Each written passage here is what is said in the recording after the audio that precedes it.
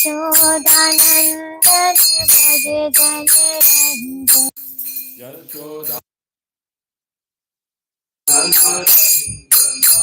Yamuna तीरावनचारि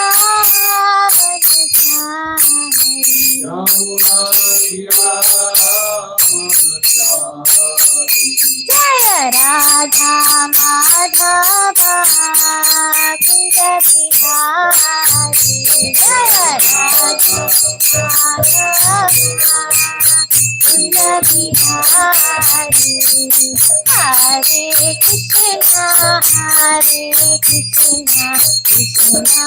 Hare Krishna Krishna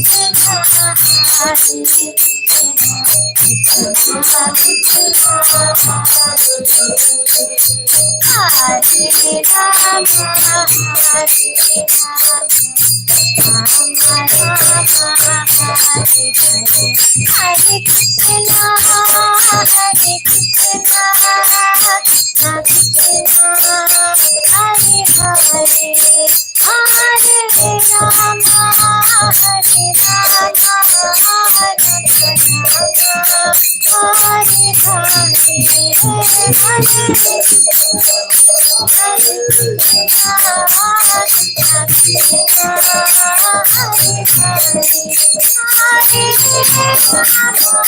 Hare Hare Hare Ram Hare Ram Hare Jaya Giri Govardhan, Jaya Giri Govardhan, Jaya Giri Govardhan, Jaya Giri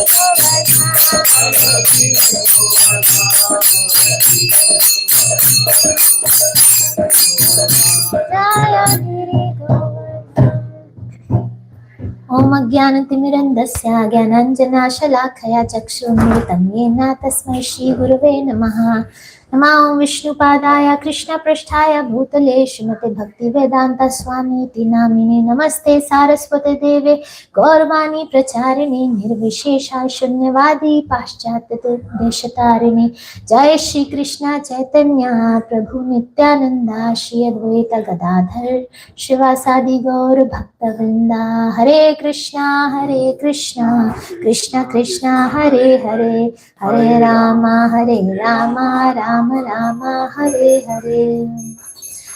Okay, so we are reading Srimad Bhagavatam 259.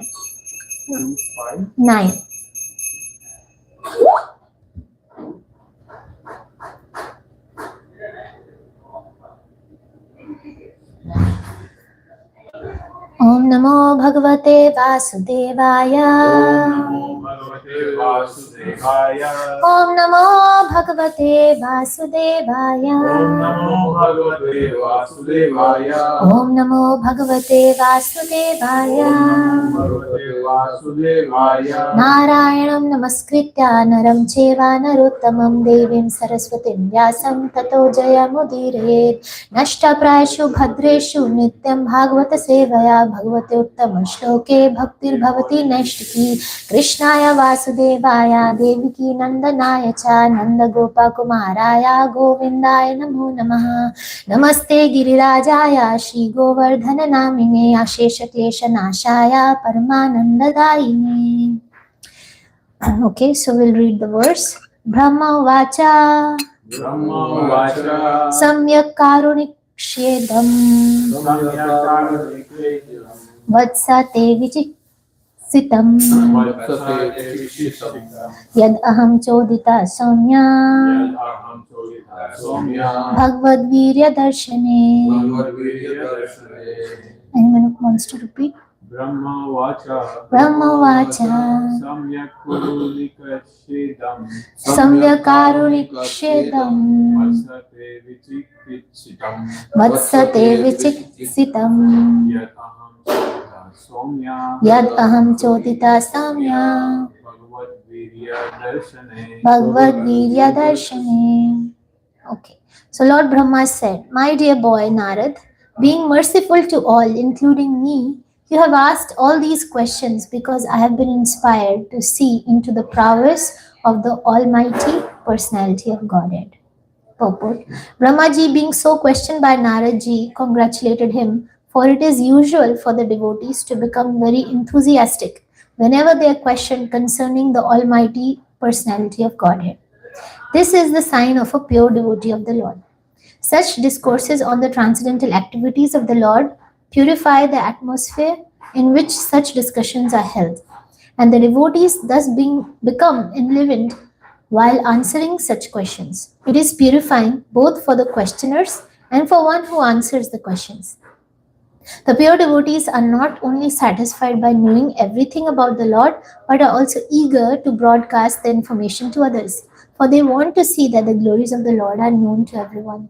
Thus, the devotee feels satisfied when such an opportunity is offered to him. This is the basic principle of missionary activities. So Narad Muni is asking a lot of questions to Brahmaji, basically saying that, are you the supreme person or is there someone else?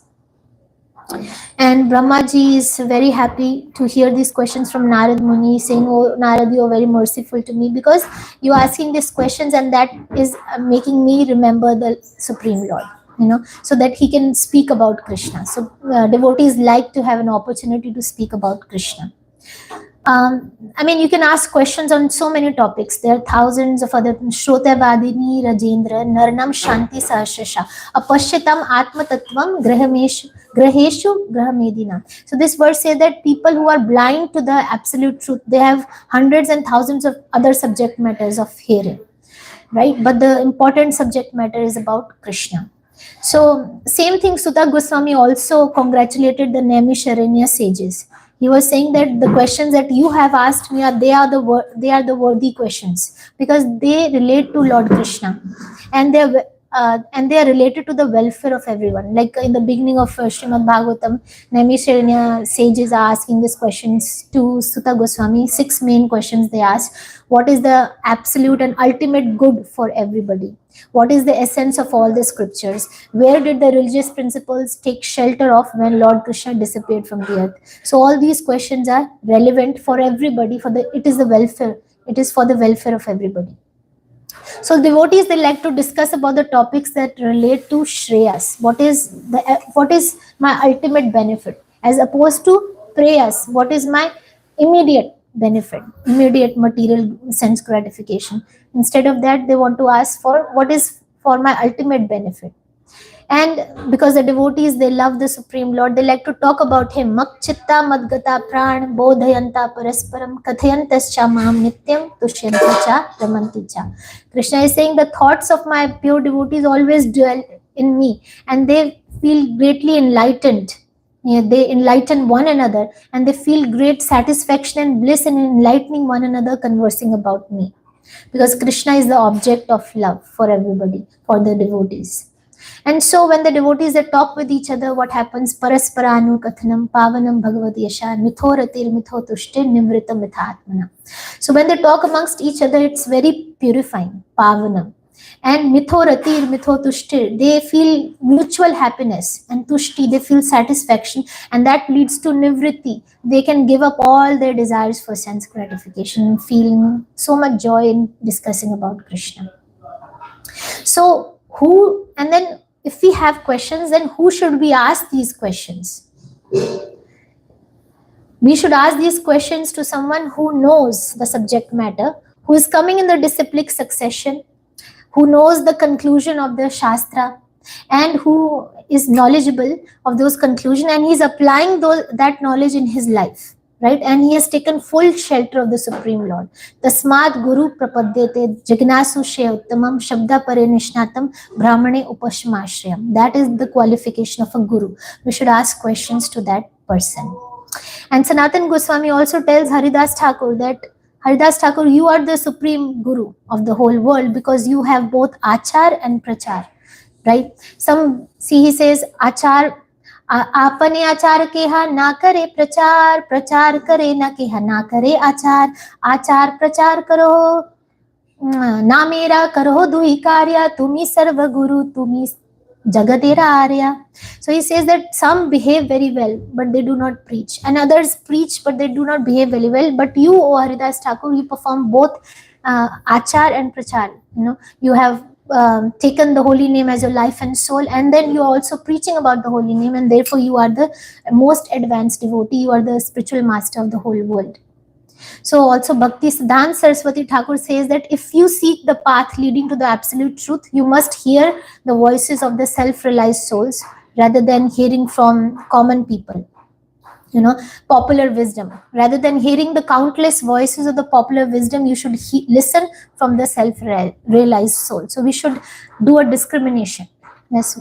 Jana Sangas Tagat. We should give up the association of non-devotees who are interested in so many subject matters of this world that relate to material gratification, but we should take association of devotees.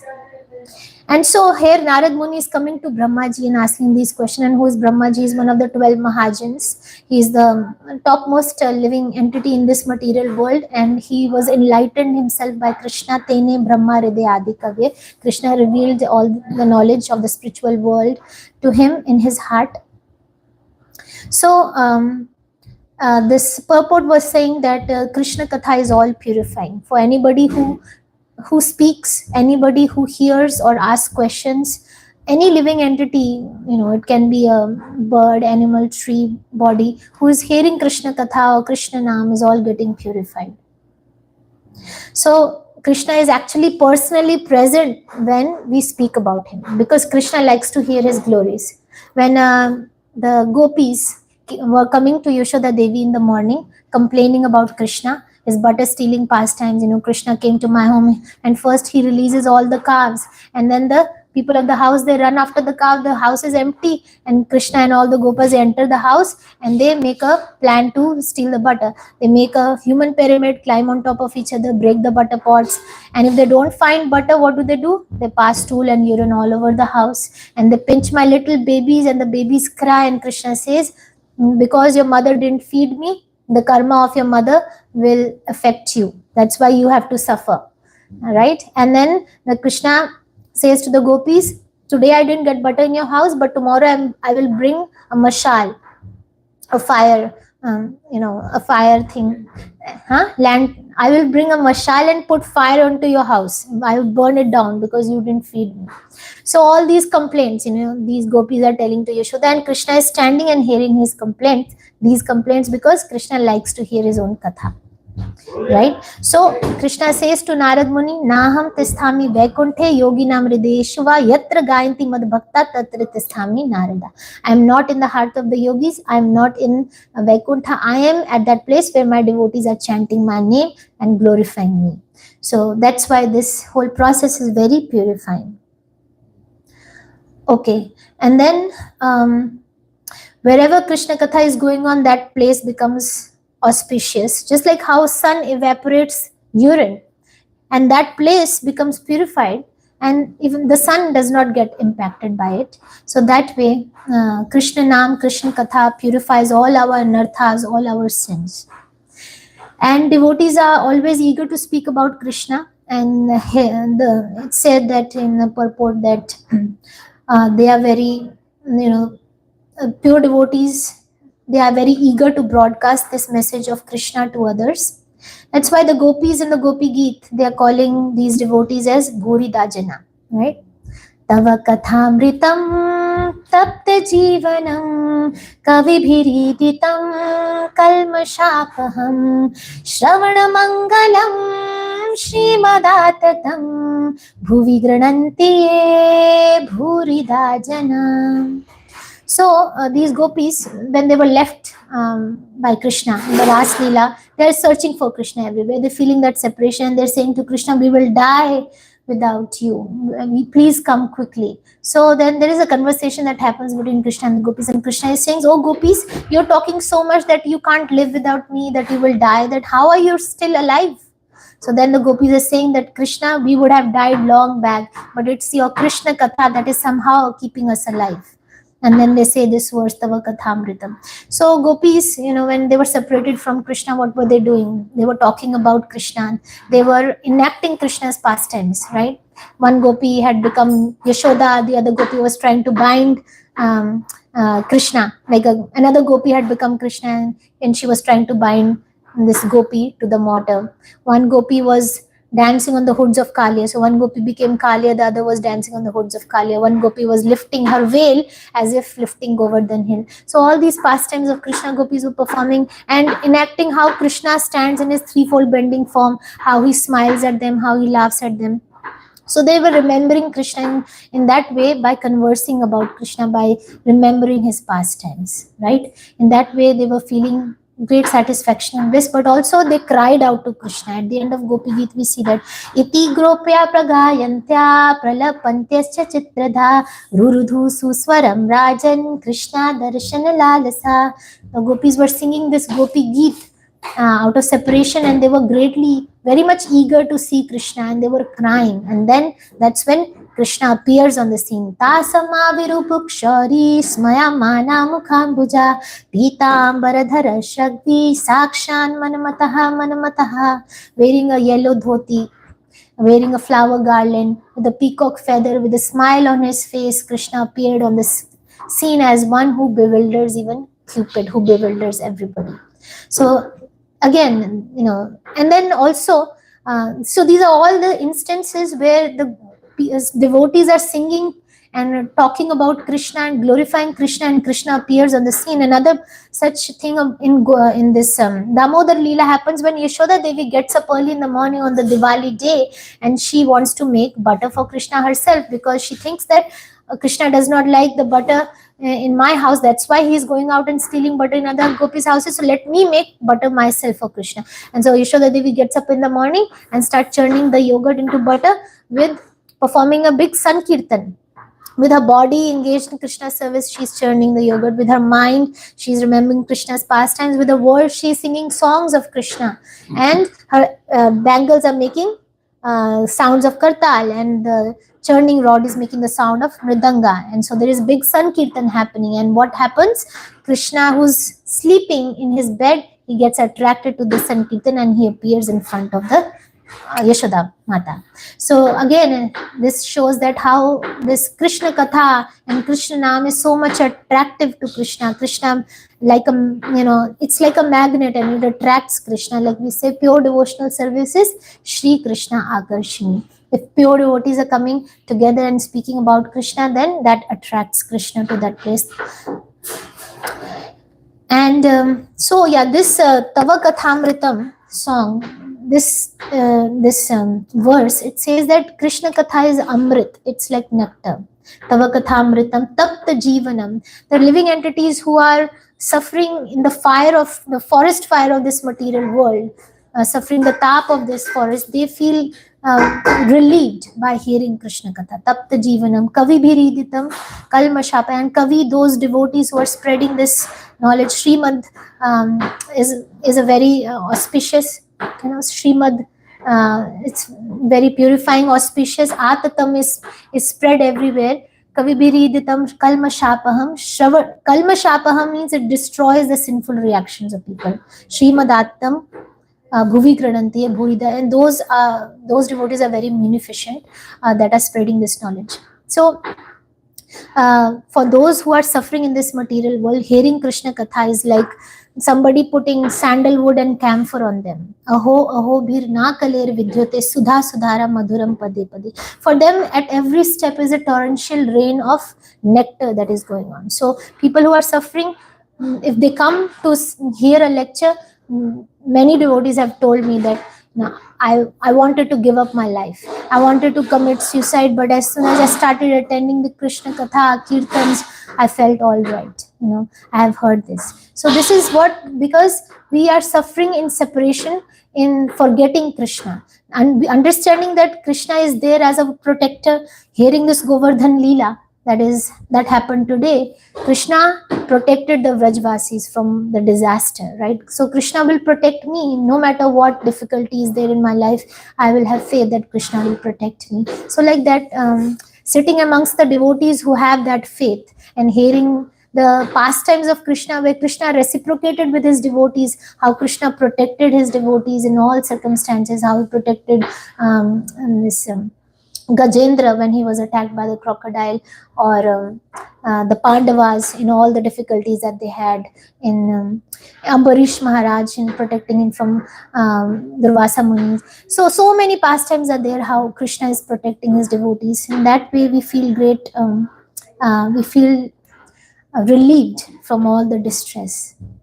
But another interpretation of this Tava Kathamritam is very nice, where the gopis are saying that Krishna, Tava Kathamritam, that your Katha actually kills.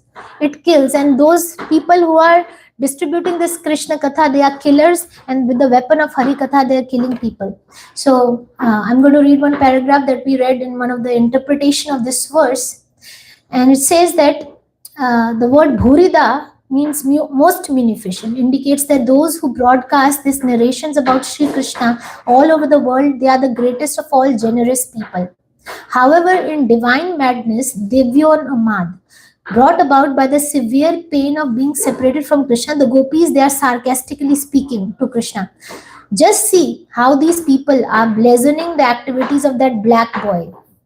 They carry a copy of Srimad Bhagavatam and they roam from street to street exclaiming, "We don't want any money from you, just listen to us." For no charge, they cast the net of Krishna's pastimes over the living entities. Those people now captured are left to cry in agony, weeping and wailing. Eventually, they leave their homes, wealth, possessions, relatives, and families, and like beggars or like birds, they live without any permanent residence, and they maintain themselves with whatever meager eatables are given to them by others, and they sleep wherever they can find a place to lie down. They spend their days and night in this way, constantly tortured by the pain of being separated from Shri Krishna.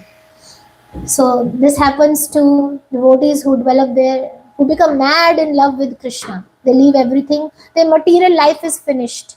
They will not find any satisfaction or enjoyment sitting amongst the family and friends. They say that Krishna consciousness is like a mafia. Once you enter, it's very difficult to leave because you know too much. Now you cannot enjoy any material enjoyment because you will always feel guilty. Oh, I've heard that this is all temporary, and what will happen to me after I die? It's all dukhalyam. So all this, once you have heard, you'll never forget it. So this Krishna Katha is actually killing. It kills our material life. What is the family? Huh? What is the family members of devotees? Yeah, family members of devotees, that's good. But little by little, they become detached from their family responsibilities. So, this is the Gopi saying. So, so one who distributes this Krishna Katha is the best of the servants of Krishna. Krishna also says in Bhagavad Gita, "Nacha tasman manusyasu akaschin me priya kritama bhavita nacha me tasman anye priyo taro bhuvi." There is no servant who is more dear to me than one who speaks about me to others. Okay, so let's move on to the next verse. Okay. Nanratam tava takchapi yatha mam prabhavasi bhu avignaya param matta etavatvam yato hime. Anyone else? Nanratam tava takchapi yatha ma prabhavishibho aviggaya paramatta etavatvam yato hime. Whatever you have spoken about me is not false, because unless and until one is aware of the personality of Godhead, who is the ultimate truth beyond me, one is sure to be illusioned by observing my powerful activities.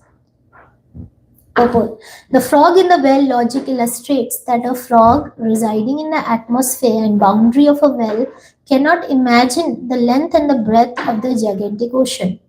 Such a frog, when informed of the gigantic length and breadth of the ocean, first of all does not believe that there is such an ocean. And if someone assures him that factually there is such a thing, the frog then begins to measure it by imagination, by means of pumping its belly as far as possible, with the result that the tiny abdomen of the frog bursts and the poor frog dies without any experience of the actual ocean. Similarly, the material scientists also want to challenge the inconceivable potency of the Lord by measuring him with their frog like brains and their scientific achievements, but at the end, they simply die unsuccessfully like the frog. So, we all know this story of the frog. Somebody comes from outside. This frog is living in a small well and he thinks that's it. This whole universe is the small well. But somebody comes from outside who has seen the ocean and he says, you don't know that there is a big ocean outside. And he says, how big is that ocean? Is this big? Is this big? And he keeps on pumping its belly, and in that way he dies. So these frog-like scientists and philosophers, they're trying to understand Krishna through their mental speculation. And it's called Aroha Pantha, right? But spiritual knowledge in Krishna is Adhokshajai. He cannot be understood by material senses. So this Prataksha and Anuman, Praman does not apply. Prataksha means using your material senses in understanding things. And Anuman means doing experiment, hypothesis, and proving the experiment. So this Prataksha Anuman does not apply here. The only thing that works is the Shabda Praman. That's called Avroha Pantha, descending knowledge. So Brahmaji also in his Brahma Stuti, he says this verse, Jnana priyasam udapasya nimante va jivanti sanmukhrita bhavadiya varta sthane sthita shruti gatam tanuman manobhi ya priyasyo ajita jito apite strilokyam. So he says that Jnana priyasa udapasya nimante va, give up all the mental speculation, right? And jivanti sanmukhrita bhavadiya varta. And here the Varta, the Katha of Krishna, Tanvan Manovi, with your body, mind and words fully surrendered. Submissively hear this Krishna Katha, Sthane Sthita, staying in your social positions, wherever you are, you can stay in your social, but hear about Krishna submissively. Then what will happen? Ye prayasya ajita jito apite strilokam. Then you will conquer the unconquerable Krishna. He will become very pleased.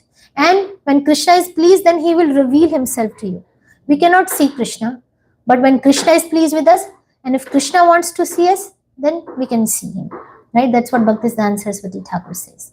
So another verse that says, Nayam Atma Pravachanena Labhyo Na Medhaya Na Bahuna Shrutina Yam Eveshe Varunute Tena Labhyas Tasesh Atma Varunute Tanum Swam. This verse says that Nayam Atma Pravachanena Labhyo. Krishna cannot be understood by a lot of pravachan, by speaking about Krishna.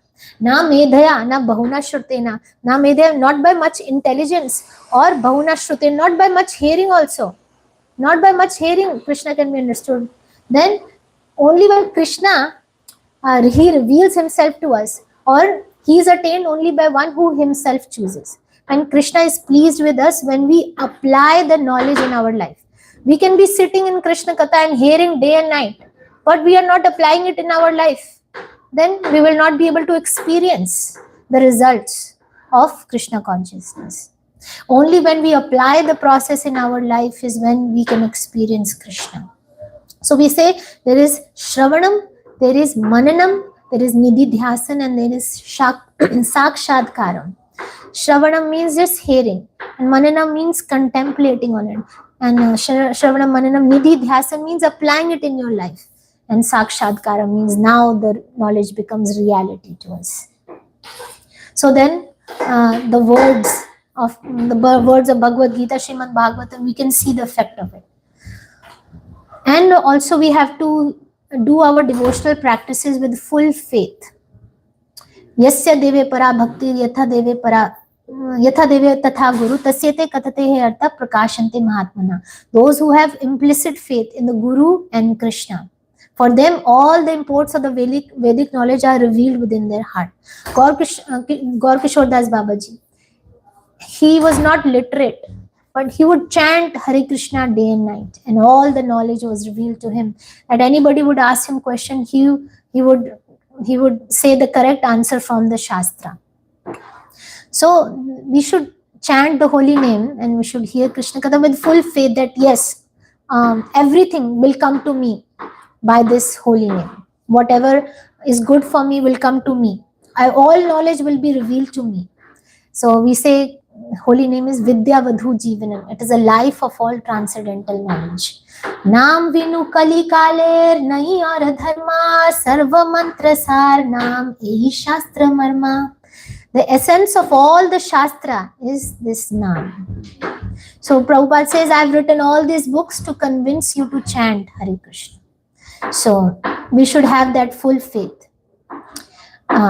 So there is this story of this faith in the holy name, right? So after Ravan was killed and Vibhishan was announced as the king of Lanka. So one demon came to Vibhishan and said that, how come all these army of monkeys, they cross this big ocean, Indian Ocean? And Vibhishan says, I will give you something and you take with you and you can also cross the ocean. And so he took a leaf and he wrote Ram Nam on it. And he closed it and he gave it to the demon. And so the demon said, okay, yeah, whatever Vibhishan is saying is right. So he took this leaf and he was crossing the ocean, and the ocean became knee deep and he was easily crossing the ocean. So then a thought arose in his head, what is in it? This is in this leaf that I'm able to cross this ocean. Let me check out.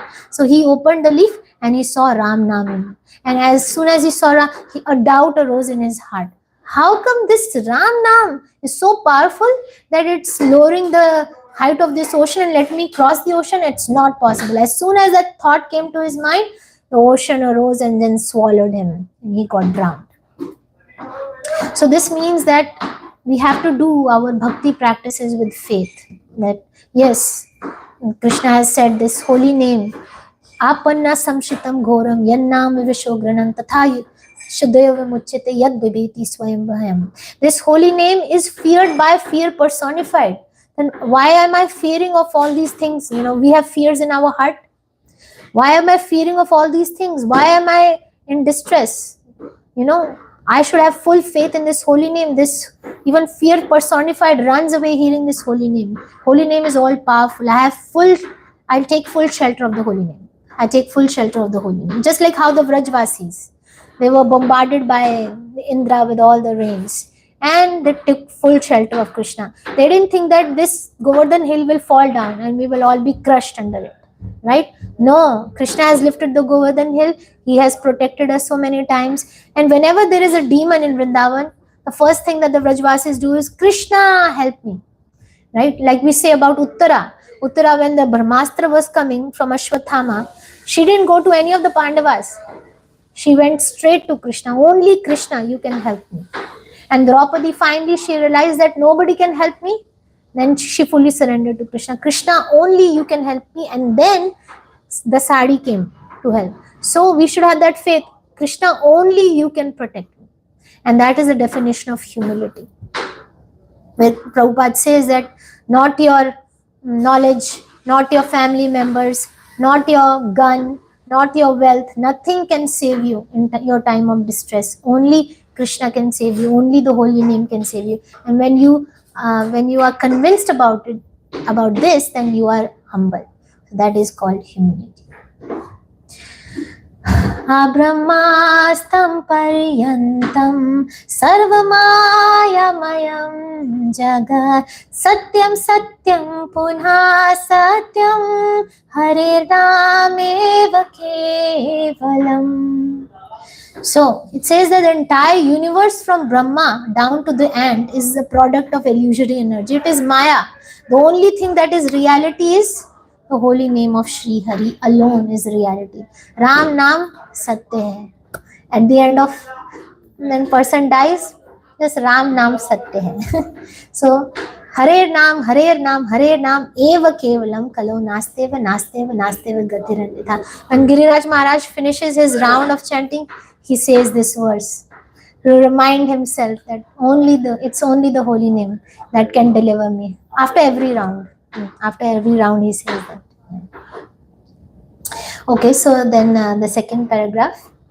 Sometimes a materially powerful man is accepted as God or the incarnation of God without any knowledge of the factual God. Such a material assessment may be gradually extended, and the attempt may reach to the highest limit of Brahmaji, who is the topmost living being within the universe and has a duration of life unimaginable to the material scientist. As we get information from the most authentic book of knowledge, the Bhagavad Gita 8:17, Brahmaji's one day and night is calculated to be some hundreds and thousands of years on our planet. This long duration of life may not be believed by the frog in the well, but persons who have a realization of the truths mentioned in the Bhagavad Gita accept the existence of a great personality who creates the variegatedness of the complete universe.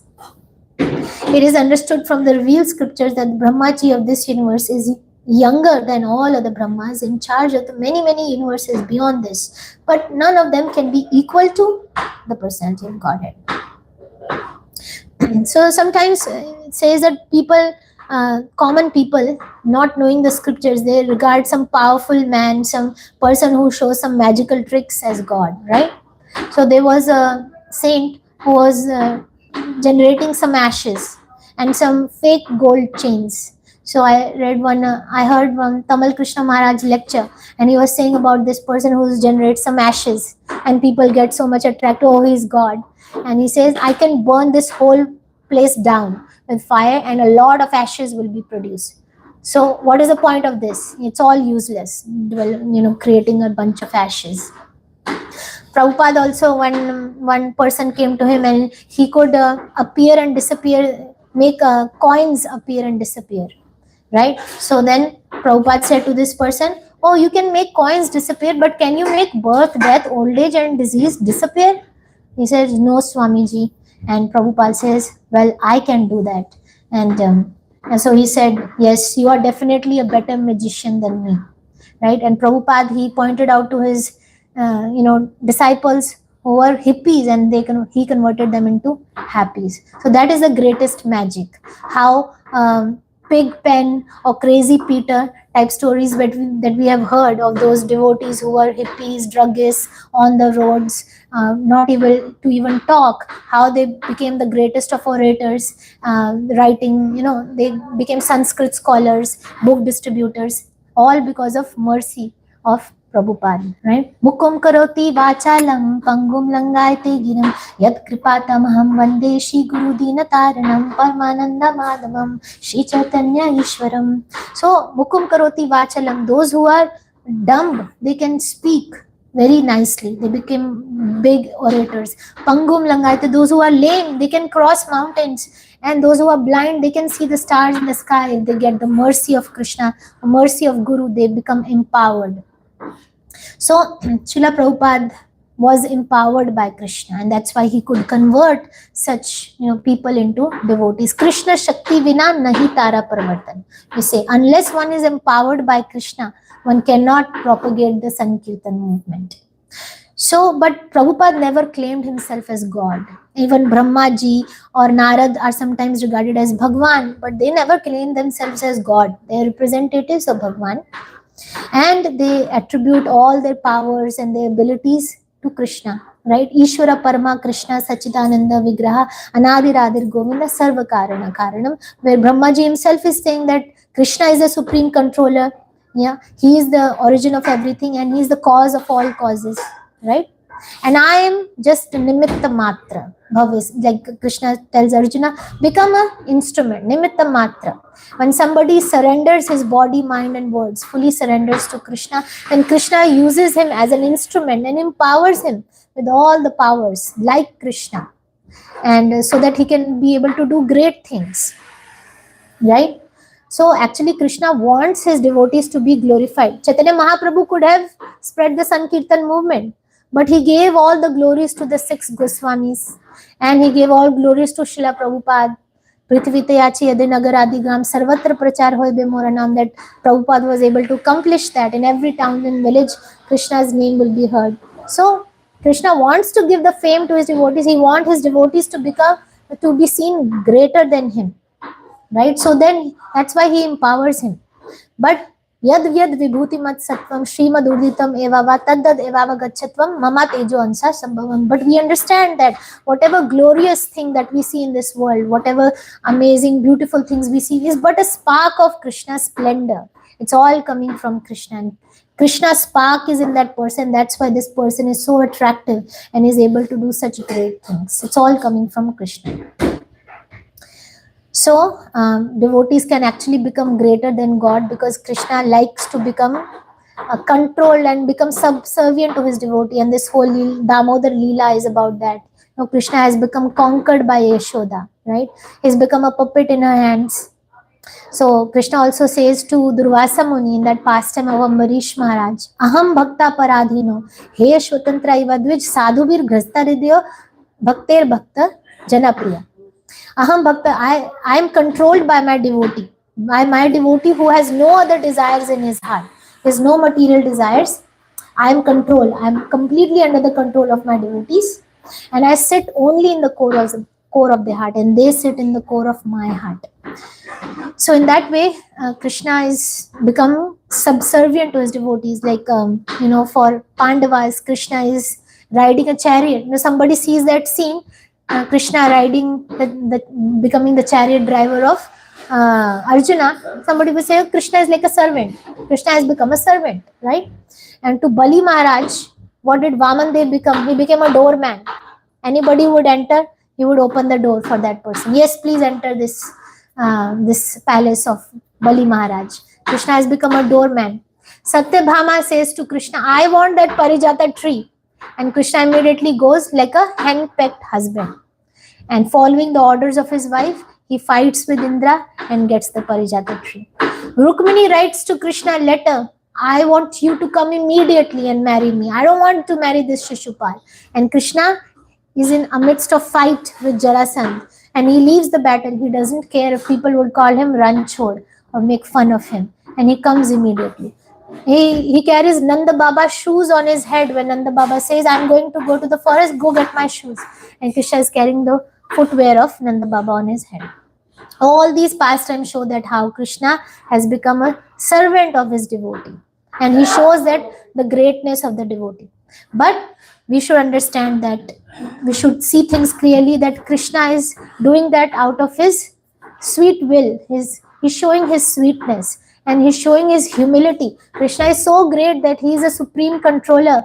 Maya Dakshina Prakriti, the whole material world is acting under his direction, but he has become a servant of his devotee. He is so humble. So he wants to attract our hearts with these sweet pastimes, but we should not think that Krishna has become lower or somebody else is higher than Krishna. Krishna is Asam Murdavam. There is no one greater or equal to Krishna.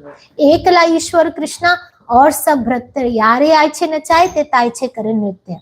Only Lord is, Supreme Lord is Krishna. Rest everybody is his servants, and everybody is like a puppet. Krishna is making them dance. They are dancing as Krishna is making them dance. So this is the truth that Krishna himself reveals in Bhagavad Gita. Aham sarvasva prabhavo mata sarvam pravartiti iti matva bhajante mam bhuta bhava samandita.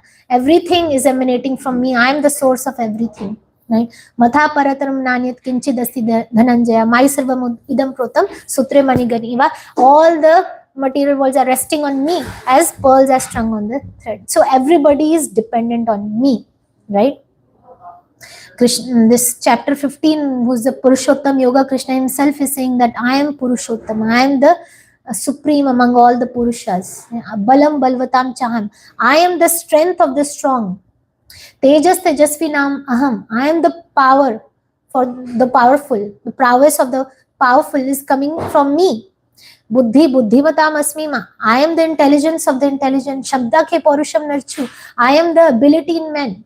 Right? So we should remember that and always stay humble. Brahmaji knows that, right? But he also became bewildered one time, right? Brahma Vimohan Leela. So I will talk about that. Let's go on to the third paragraph. Naradji is one of the liberated souls, and after his liberation, he was known as Narad. Otherwise, before his liberation, he was simply a son of a maid servant.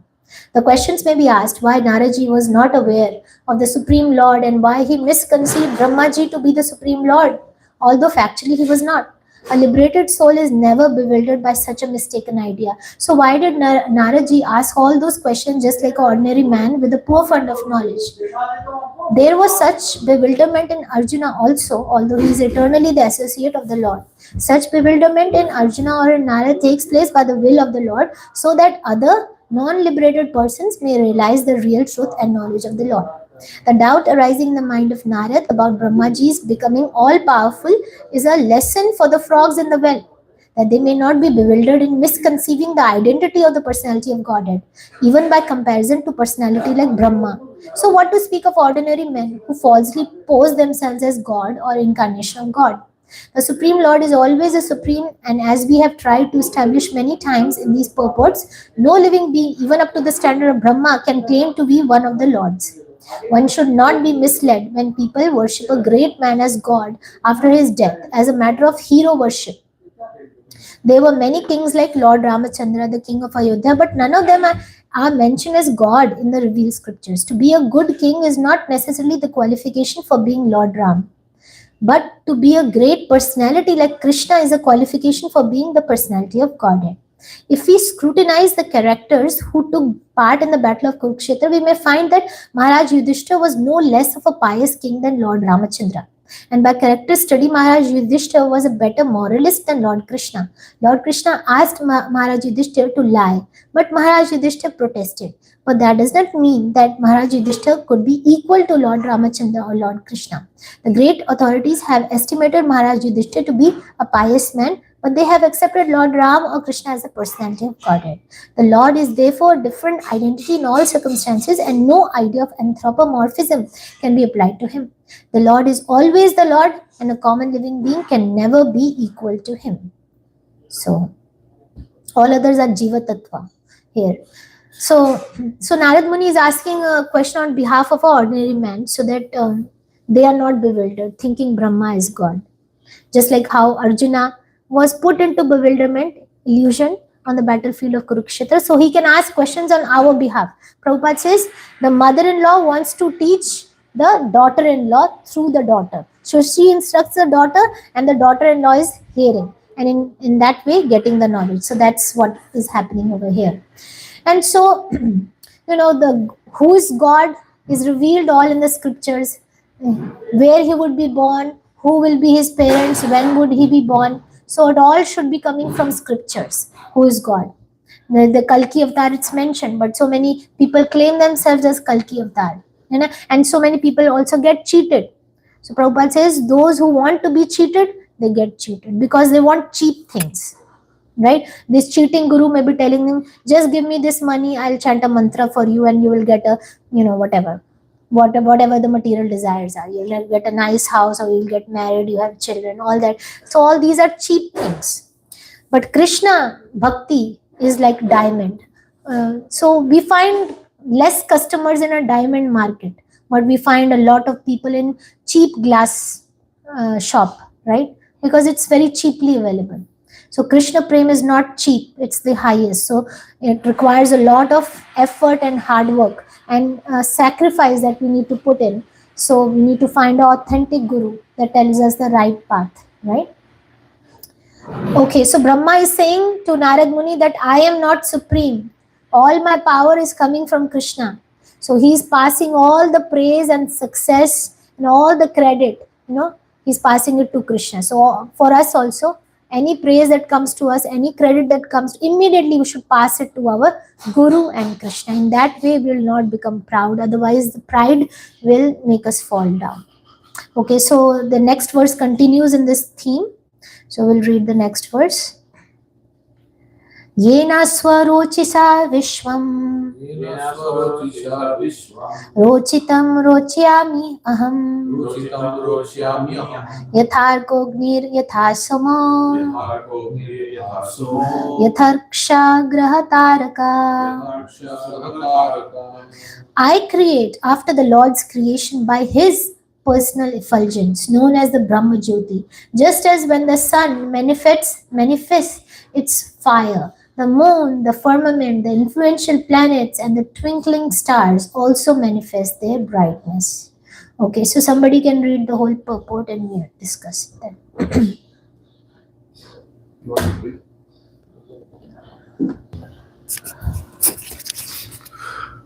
Lord Brahmaji said to Narada that his impression that Brahma was not the supreme authority in the creation was correct.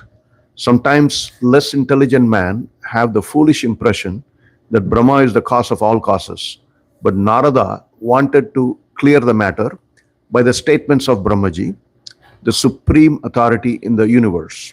As the decision of the Supreme Court of a state is final, similarly, the judgment of Brahmaji, the supreme authority in the universe, is final in the Vedic process of acquiring knowledge.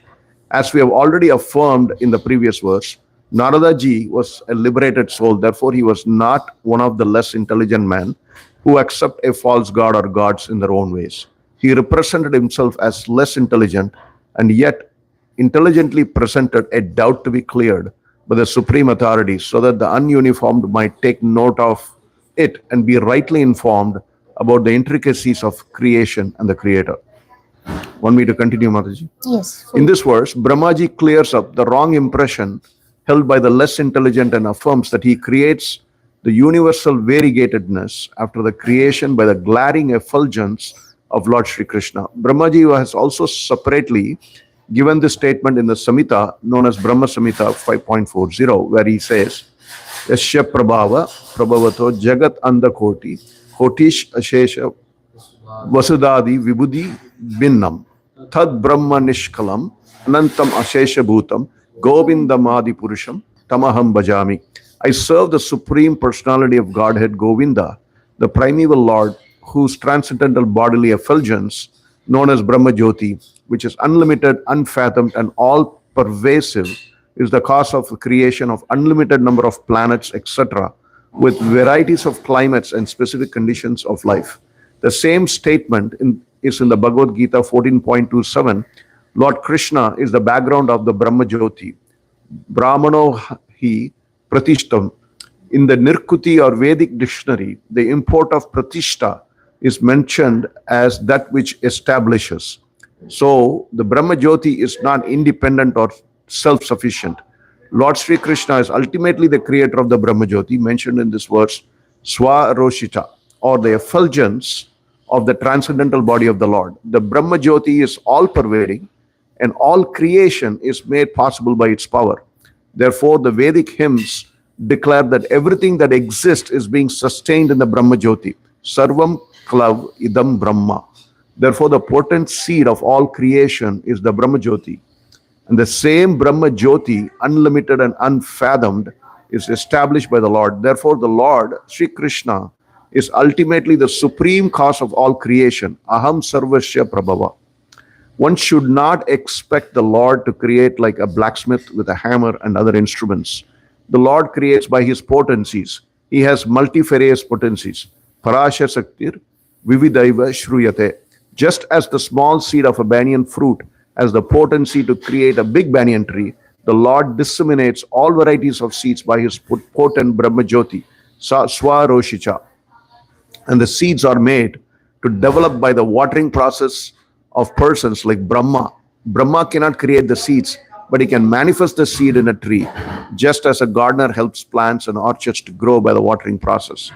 The example cited here of the sun is very appropriate. In the material world, the sun is the cause of all illumination, fire, electricity, the rays of the moon, etc. All luminaries in the sky are creations of the sun. The sun is the creation of the Brahma Jyoti, and the Brahma Jyoti is the effulgence of the Lord. Thus, the ultimate cause of creation is the Lord. Hare Krishna. Thank you, Prabhu. So Brahma is saying that just like how the moon and the stars and all the luminaries in the sky, they get their brightness from the sun. Similarly, my creative energy is coming from Brahma Jyoti, which is ultimately coming from Krishna. Brahmano hi pratishtaham. I am the basis of the Brahman. Krishna is the original seed maker. What is that? Aham bija pradapita, right? So the gardener can sow the seeds, but where are the seeds coming from? The original seeds are coming from Krishna. So no one can be claiming himself as independent in this material Krishna. Everybody is dependent on Krishna. But because we want to feel independent, that's why Krishna has put us into an illusion, and we think we are a controller.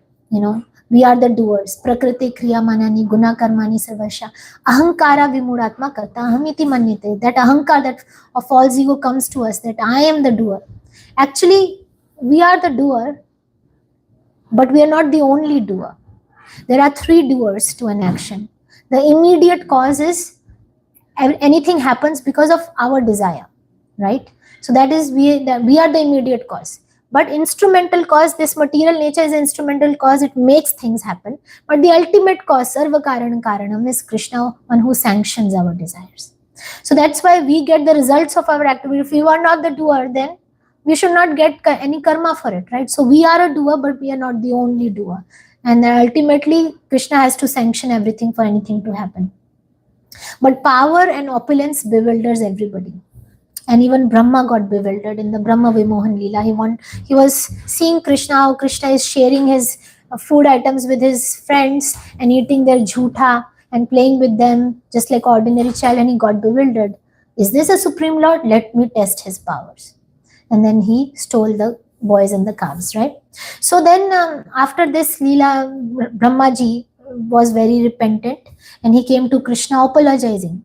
And he says that, my Lord, just see my uncivilized impudence. And see, Brahmaji is the most intelligent person in this material world. His whole body is made of intelligence. If he gets bewildered like this, then what to speak of us? We are very tiny creatures. So many anarthas in us. We also get bewildered sometimes. Oh, I did this. Yes, it's my credit, and we take the credit, right? So Brahmaji is saying that to test your power, I try to extend my illusory potency to cover you. But what am I compared to you? I'm a small spark in the presence of a great fire. He calls himself like a glowworm in front of the sun. And when a glowworm is there in broad sunlight, nobody sees it. Yes, in night time, the glowworm, little shine is there, so somebody can notice him. But in front of the sun, we can't see even that glowworm. So in front of Krishna, nobody is there. Their powers become very less as compared to Krishna's power, right? So then Brahmaji says, kindly excuse my offense. I have taken birth in the mode of passion, and I was simply foolish, presuming myself as a controller, independent of you. My eyes were blinded by the darkness of ignorance. I was thinking myself as the creator of this universe. So, but please consider me as your servant and worthy of your compassion. And he says that, oh Lord, I am like a baby in your womb. And if the baby in your womb, in the mother's womb, kicks the mother, would the mother take on offense? So he's trying to invoke some compassion from Krishna, like, okay, I'm a jiva also. He's a jiva tattva. And jiva's condition, they are bound to make mistakes. We are bound to make mistakes. But the thing is that there should be repentance, there should be rectification, and then there should be reformation. Not that we keep on making the mistakes over and over again, right? There's one book that Gauranga Darshan Prabhu has. It's called Disapproved but Not Disowned. Means Krishna disapproves our action, but he never disowns us. That's the mercy of Krishna. And he lists so many examples of different people who have committed an offense. But Krishna, he forgives them. And Indra is one of them. And we are celebrating that. Krishna was merciful to Indra to crush his pride. So this Brahmaji, he repented, and then he rectified and reformed by going to, he went to Antardweep, and he did tapasya there by chanting the holy names. And when Chaitanya Mahaprabhu, Gauranga Prabhu appeared to him, he said that next birth I want to have it in a very lowly, humble family, so that I will not commit the same offense again. I will not think myself as the controller and powerful person. So then he got birth as Haridas Thakur, and he was born in a Milicha family. And we can see the humility of Haridas Thakur, right? So that is, so in order to, if we have made mistakes, then we need to rectify it and reform it. And the process is to do bhakti, to do service, humble service, menial service to Krishna and devotees, so we do not commit the same offense again. So as we said, Govardhan Leela happened today, and it's the same thing that happened to Indra also. Indra was receiving a lot of respects and worship from all the Vrajvasis for many years, and he got used to it, and he forgot that his power was coming from Krishna.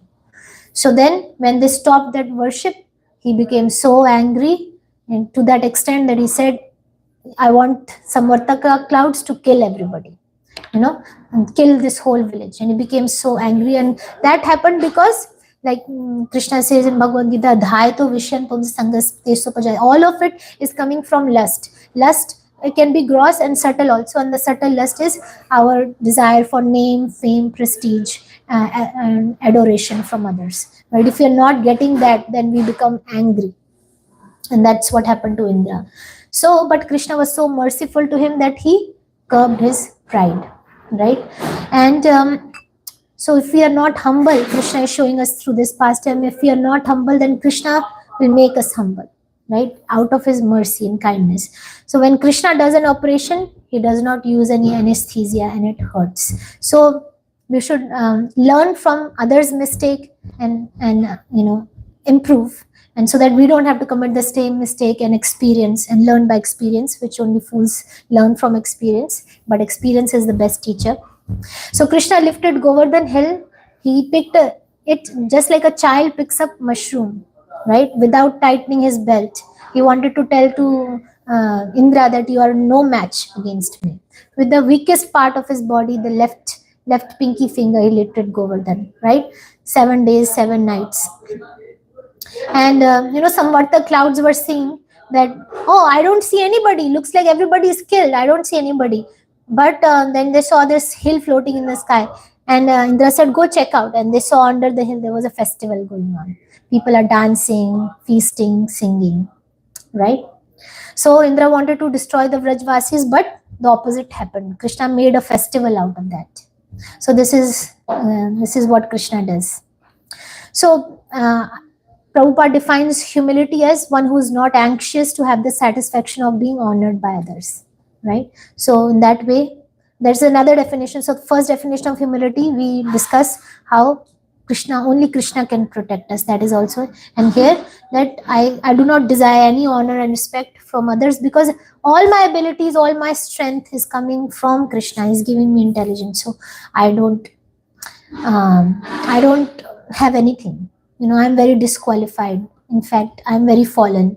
And all other devotees are, I'm not even a devotee.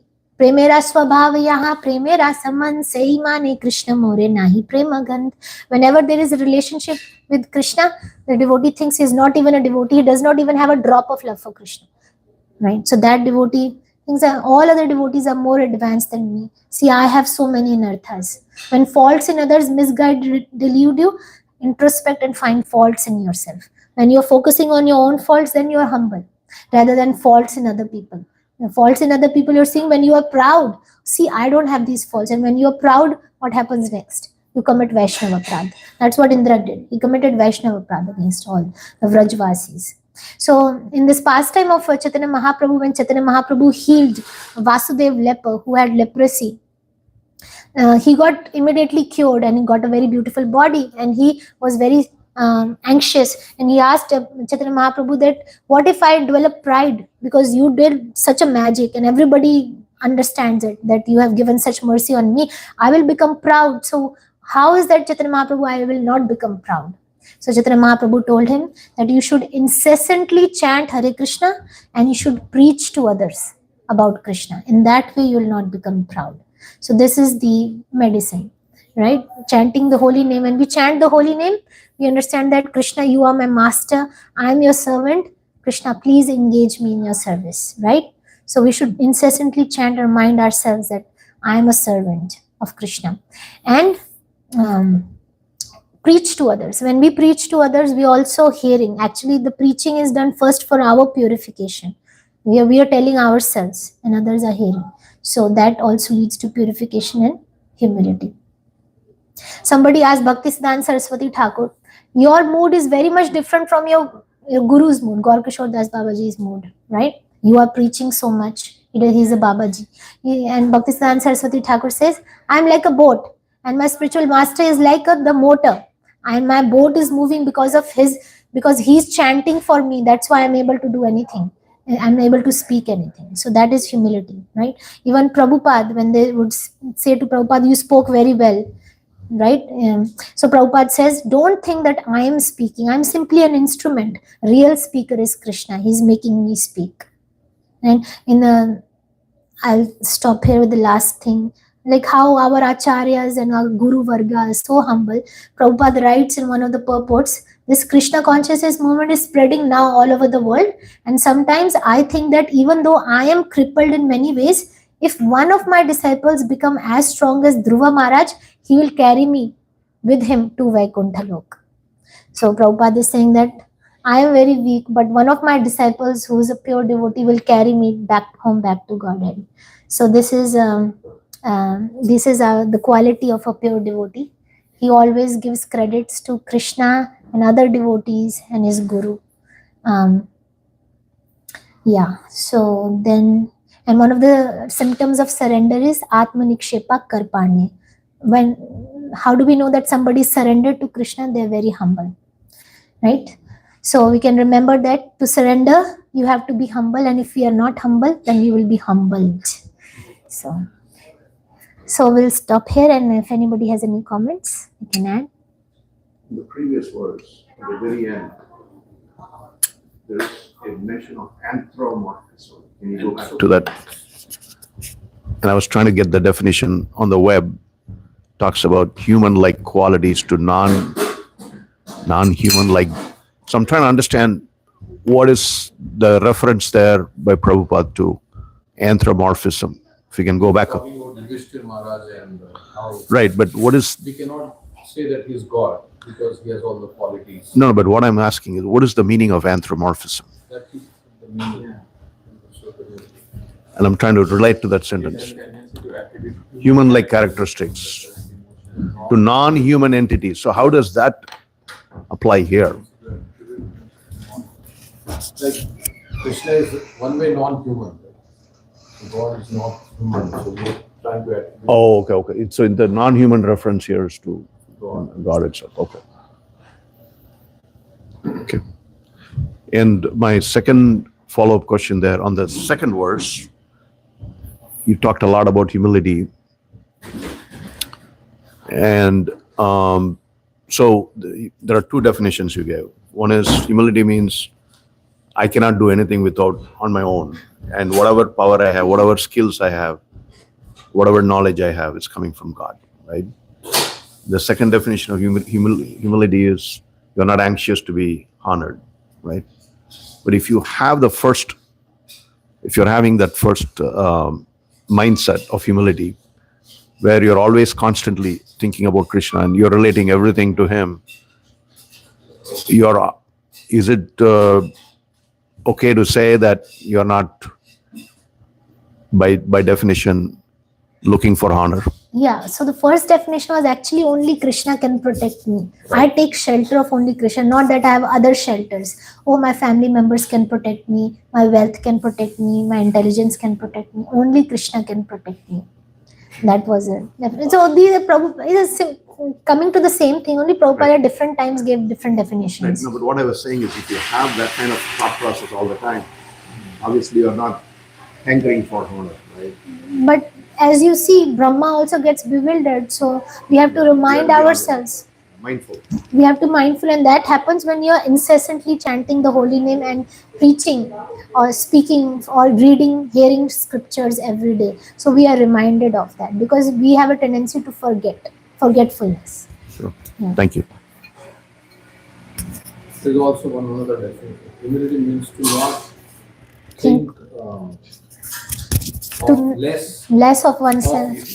Think less of think oneself less.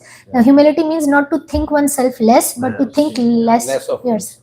No, not to think less of oneself, but to think To of think oneself yourself less. Yeah. Means to think more about Krishna, more about other devotees. Not about me. I. Mother, you can do more. Just enjoy the class.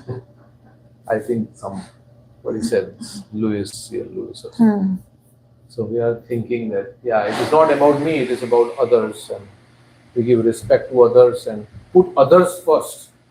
That is also another way, right? It's not I want to be in the forefront. So they say devotee is like salt. Right?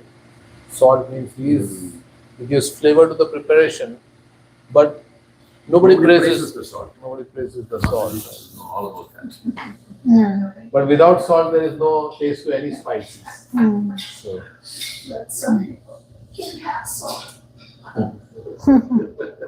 Yeah, devotees stay in the background. that is Bhakti Vasudeva. But there's a lot of devotees who can't take salt. Yeah. Praises the Those who blood have blood pressure, they cannot eat salt. Nice. They also say more you realize the greatness of Krishna More you know how much you don't know about Krishna. and how much less yours the greatness, and then you automatically become humble because somebody is so great, then your power is nothing before Krishna. Like Brahma, he says, I'm a glowworm before the sun of Krishna. So automatically when you become advanced in devotional service, automatically you become humble because you know how Krishna is so great and I'm so tiny. Of course, in Vraj, they don't believe that Krishna is great, but that's different, that's out of intensity. They love Krishna. I just heard one nice thing today. Like, Govardhan appeared, like Krishna's form appeared in Govardhan when he was eating all the eatables of the Brajvasis, right?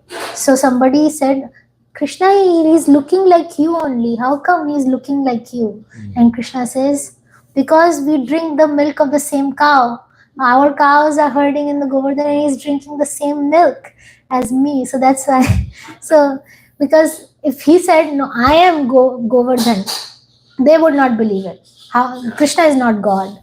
So he made others worship himself in the form of Govardhan to get the benefit. Yeah. Thank you, everyone. Srimad Bhagavatam ki Jai. Srila Prabhupada ki Jai.